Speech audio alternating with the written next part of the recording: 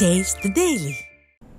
மத்திய அரசும் அதிமுகவும் கூட்டாக சேர்ந்தால் தமிழ்நாட்டுக்கு நிச்சயம் நன்மை கிடைக்கும் என முன்னாள் அமைச்சர் கடம்பூர் ராஜு தெரிவித்துள்ளார். தூத்துக்குடி மாவட்டம் கோயில்பட்டியில் நடைபெற்ற தீப்பெட்டி தொழில் நூற்றாண்டு விழாவில் பங்கேற்ற பின் செய்தியாளர்களை சந்தித்த முன்னாள் அமைச்சர் கடம்பூர் ராஜு தீப்பெட்டி தொழிலுக்கு புவிசார் குறியீடு வழங்க ஸ்டாலின் அரசு பரிந்துரை செய்யவில்லை எனவும் குற்றம் சாட்டினார்.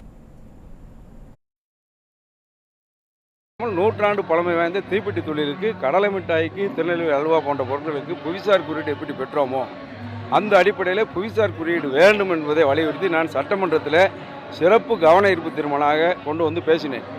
அன்றைக்கு மாநிலத்தில் தொழிலாளர் நலத்துறை அமைச்சர் அவர்கள் அதுக்கு ஆதாரங்கள் இருந்தால் ஆதாரங்கள் அடிப்படையில் பரிசீலிக்கப்படும் என்று சொல்லி கிட்டத்தட்ட 8 மாதத்துக்கு மேலே ஆகிவிட்டது. ஆனால் இவர்கள் பரிந்துரை செய்யாவிட்டாலும் கூட மத்திய அரசிற்கு அந்த அதிகாரம் உண்டு. அந்த அதிகாரத்தின் அடிப்படையில் தீப்பெட்டி தொழிலுக்கும் புவிசார் குறியீடு விரைவில் கிடைக்கும் என்ற நம்பிக்கையோடு இந்த விழா நடைபெற்றிருக்கின்றது.